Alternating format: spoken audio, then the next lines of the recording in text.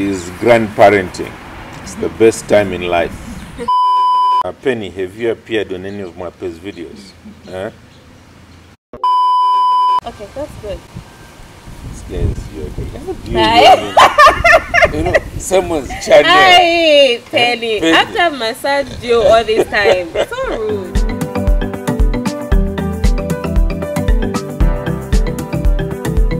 Hi, my name is Mwape. Welcome to my channel, Crown Your Main. Today I have been joined by my father.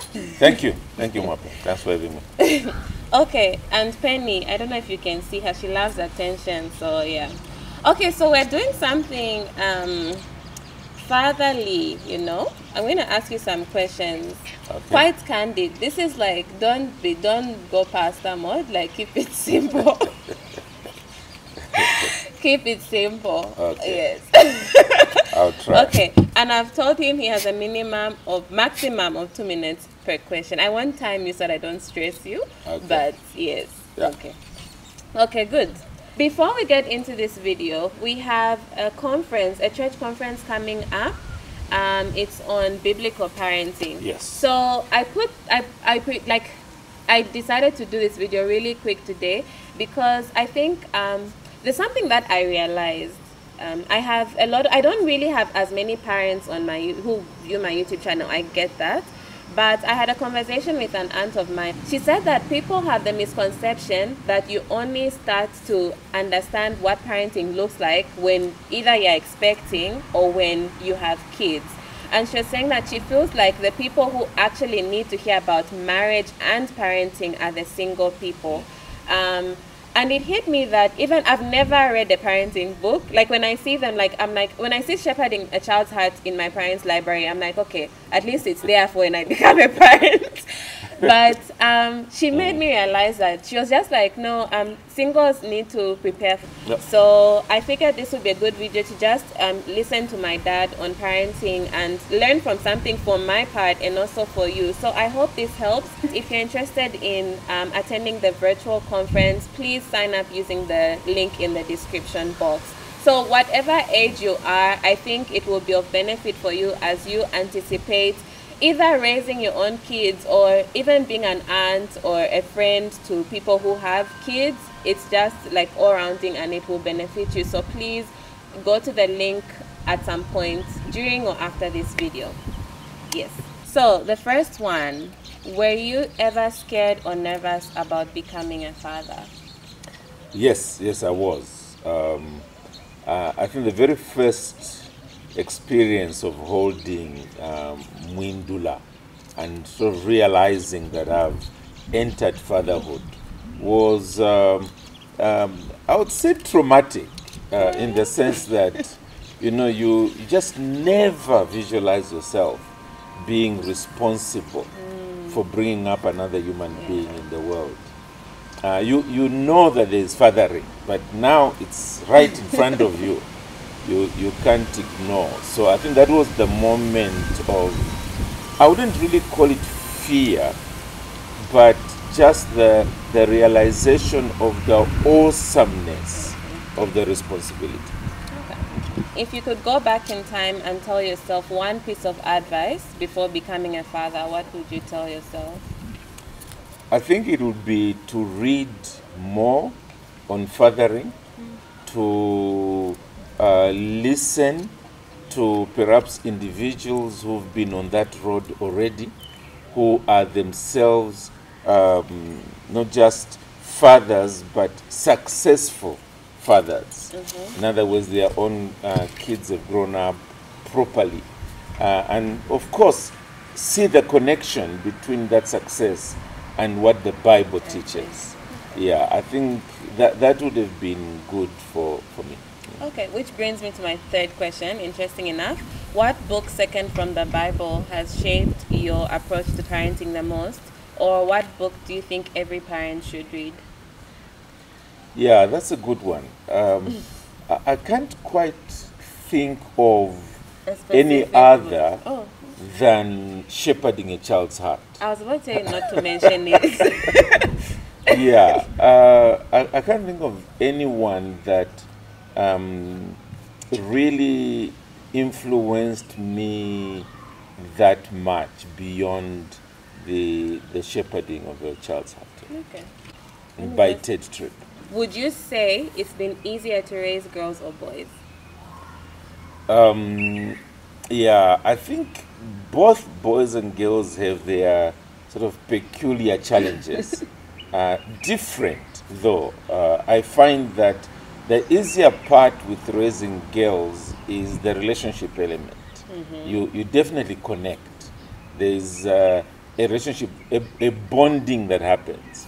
Whereas with boys, it's more of doing things together. I see. Yeah, and so in both of those situations, you have to be proactive in order to remain in the space in their lives that you need to be in order to continue meaningfully parenting.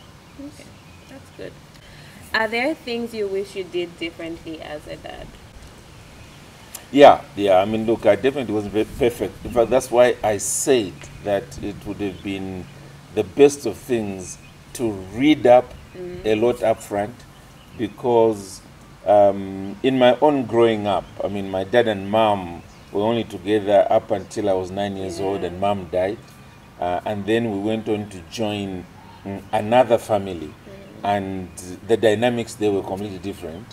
In due season, I came back to dad's home. He was basically, he had remarried, but it wasn't again an example of a marriage. And there were no children for him to raise that I could see. And it was a while before he became a Christian. So, you know, there was all that was missing. So it was like I was learning as I was going along.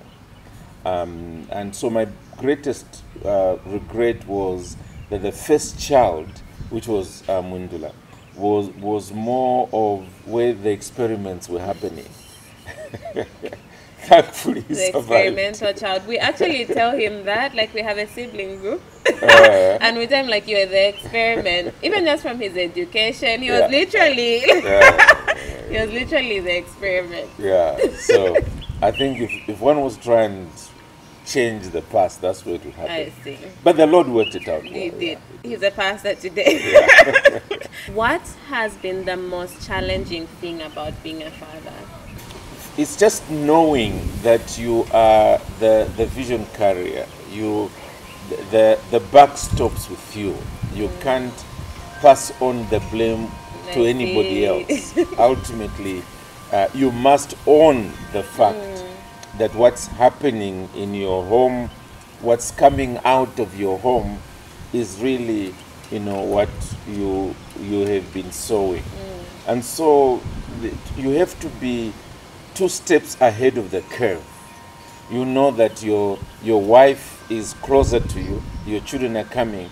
You need to be ahead in terms of you know, what schools will be best for them, what form of moral education needs to be prepared for next, because that's where they are beginning to show their moral weaknesses, and so on. So I think that's where the greatest challenge seems to be, just knowing that I'm the captain on the ship here, yes, while it crosses the ocean. Okay, that's good. What was one of the hardest moments you had as a father, and why was it the hardest? I think for me, the hardest would have been on one occasion. I remember specifically when I had to say to Mundula, our eldest son, that you know, we had the curfew at this time. You've broken it a number of times. Do you remember? I cried that night. I'm so sorry, I'm not sleeping in here. I remember. Where did he go? You brought him in eventually? No. Where did he sleep? You'd have to ask him that question.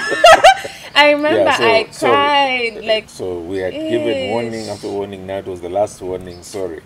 You know, there's only one government here. And so, yeah. So I think for me that would have been the hardest, and thankfully we never had to repeat it. I see. Ish, guys, so parenting has to be extreme like that sometimes. Yeah, yeah. Ish. Okay. What do you enjoy the most about being a father? Yeah, there's no doubt it's the friendship. It's the friendship, Oh. yes, with the children, especially as the children grow up, and even when they are young, there's a sense in which you bond as friends.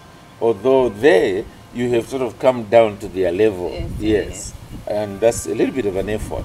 But then as they get into their teenage years and then they go into their 20s onwards, basically you just become friends. You are buddies, and I think for me that's what I enjoy the most. It's the fact that you can have fun. You know that they know the Lord, they love the Lord, and therefore they can also give advice. I see. Yes, and so forth. So yeah, I think for me that's been the greatest enjoyment. That's good. And what is your sweetest memory from being a father? Yeah. I think, in a sense, it's been sort of seeing the children off in marriage. Sort of, yeah, but next. Wow. But you cry at weddings, so yeah. it's tears of joy. Part of it, see. yeah. But it's definitely that sense of, the next phase of life has now begun for the child. In a sense, parenting never ends. Yeah. But it's just knowing that, You've ushered them into the next phase. I like that. Okay. If you could give your fellow fathers one piece of advice about raising kids, what would it be? In terms of what I've discovered, it's the sufficiency of the Bible. That God's word is really the manual for life and godliness. And we're talking about life, strictly speaking, even there. So it's not just about salvation and how to get to heaven, but it's simply everything that is basic that you need to know about raising children from the time they are toddlers, their preteen years, going into their teenage years, and early adulthood. The Bible is sufficient. We just need to mine its gold. Yeah. That's good. I like that.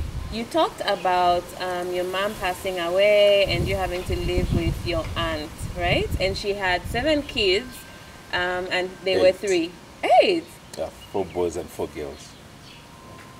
Yeah, 8, because we were 11 in the house. Yeah. So there were 3. There was him and his 2 sisters. Then they moved into his mom's older sister's house. Immediate elder sister. Yes. There were 11 on a farm growing up. Yeah. So you know how when people grow up in homes that are not their parents, I feel like a lot of stories that you hear, it's like that really affected me. When someone, for example, craves attention from men, like excessively, or if they have a drinking problem, or if they are just wild, like if you sit down with them, they tend to blame that aspect of the fact that, no, I didn't grow up with my biological parents and things like that. How did growing up in a home without your parents affect you? Yeah. Well, I think, first of all, the greatest change for me took place when I transitioned from high school to university, and in between the two, I got converted to Christ. Because it brought in a completely different framework. The primary father I now had was God, and he was the primary one I was relating to. He was giving me instructions on how to relate to, my uncle and my dad and my siblings and my auntie and so forth. So I think that's what changed things. Prior to that, I think what made the difference was that I looked at the 3 who were older than me as largely my heroes, my hero figures. and therefore I tended to look up to them. And then the one who was younger than me, that's Steve, he was also very gifted, and therefore, in a sense, he gave me a good run for my money, so to speak. I had to really keep up. keep up, and so forth. So, in a sense, because there was that context of challenge and so on, I wasn't primarily concerned about, I'm not getting the attention, that they are getting. Once in a while, something happened that made me feel okay. So clearly, I'm not in the inner team here.